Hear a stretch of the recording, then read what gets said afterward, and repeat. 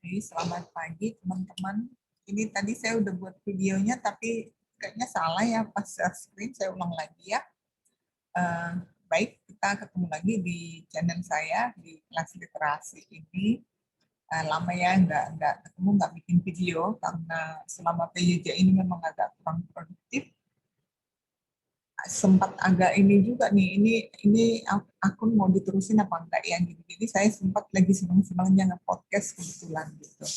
Nah, tapi setelah saya lihat kemarin buka buka akun YouTube saya itu ada beberapa komen respon dan ternyata saya lihat yang paling banyak ditonton adalah yang berkaitan dengan penelusuran ya, penelusuran literatur, khususnya tentang cara paling efektif mencari apa literatur untuk state of the art.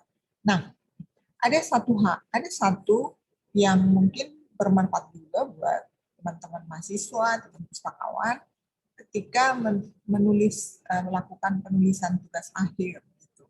Yaitu bagaimana cara mencari sumber informasi atau daftar pustaka. Jadi misalnya saya coba share ya. Jadi misalnya gini,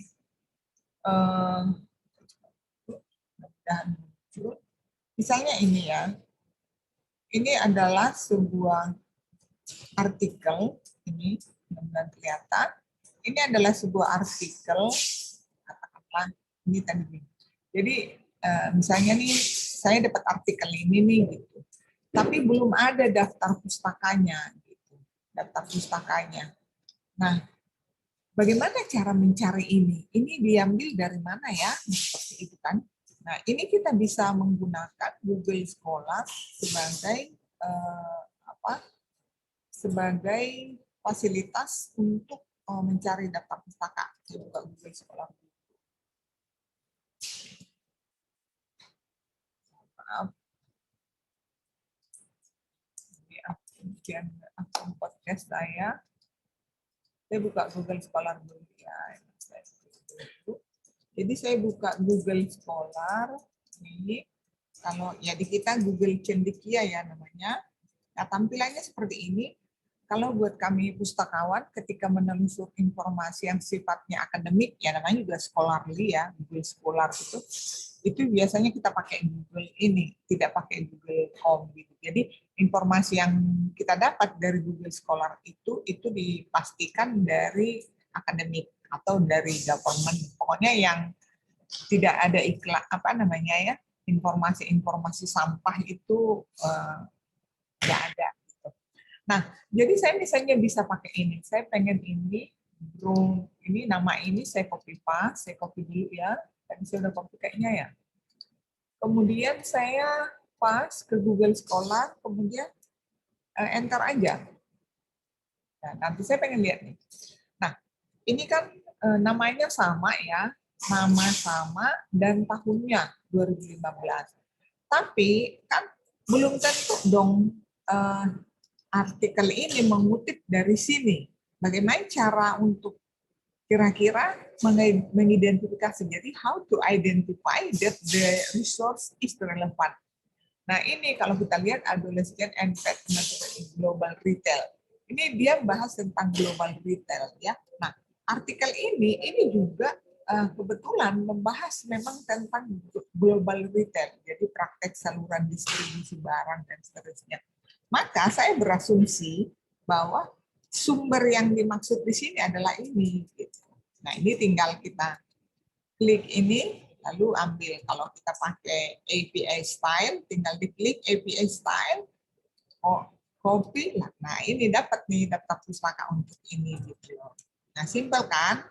Jadi kita nggak harus nyari, misalnya nyari ke perpustakaan dulu, oh, ini buku ini ada nggak ya? Nah ini langsung jadi.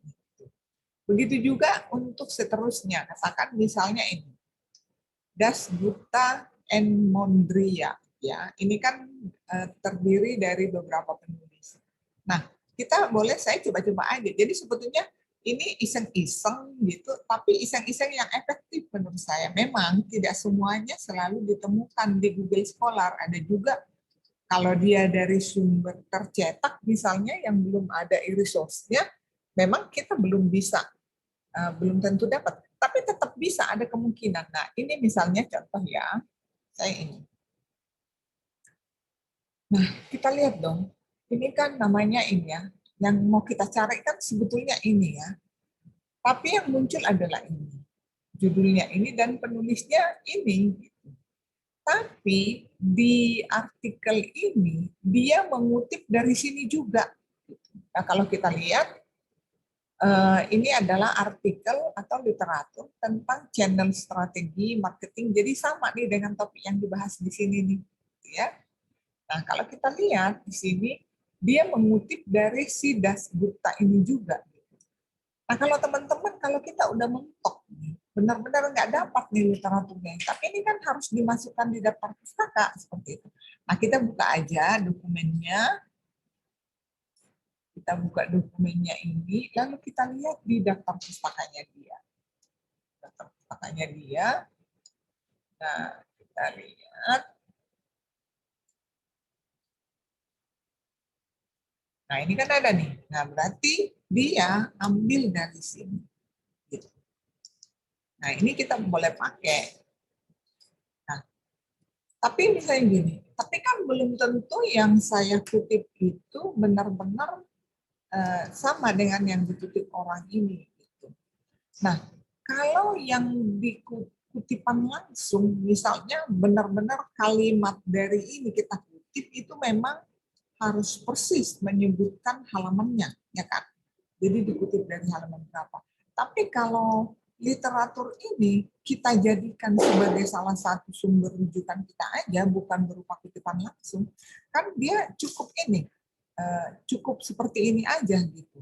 Jadi kita berasumsi bahwa kita ya sudah ketemu atau sudah baca ini sih, baca literatur ini, walaupun sebetulnya kita hanya mengutip saja dari artikel lain. Gitu. Apakah itu salah? Memang idealnya sih kita setiap sumber itu kita harus ketemu sendiri ya. Kita harus dapat langsung, baca langsung, ketemu langsung. Tapi kalau sudah bagaimanapun juga ada keterbatasan di dalam pencarian literatur gitu. Kalau sudah mentok nggak dapat literaturnya, kemudian tapi kita perlu nih mengutip dari dia nih, kita jadikan buku ini atau literatur ini di tulisan kita kan harus masukkan. Daripada menuliskan seperti ini dalam ini, itu sebetulnya ya lebih, tapi yang tergantung dosen pembimbingnya juga. Kalau saya pembimbing, kalau pembimbing saya lebih terima cara seperti ini gitu. Jadi artinya si mahasiswa itu sebetulnya tidak ketemu nih artikel ini. Dia hanya ketemu ini dari artikel lain gitu. Gak apa-apa, itu saya toleransi aja dia langsung begini, seakan-akan dia sudah ketemu sumber itu daripada ini dalam ini dalam ini. Oh sebetulnya bukan berarti si mahasiswa itu berbohong, sebetulnya memang karena keterbatasan untuk mengakses literatur itu aja. Nah itu mungkin salah satu yang bisa dipakai dari Google Scholar. Yang jelas Google Scholar ini memang banyak manfaat, bisa mengefisienkan pekerjaan kita ketika mencari informasi, khususnya untuk teman-teman yang sedang libur waktu. Tuh biasanya kan daftar pustaka itu kadang-kadang dianggap sepele ya. Jadi ketika mulai menulis, mengutip dari macam-macam, tapi lupa ininya, nyimpennya gitu. Nah, cara itu mungkin bisa dipakai. Nah, itu teman-teman, mudah-mudahan membantu ya. Jangan bosan-bosan untuk explore. Sebelum close, jangan lupa subscribe.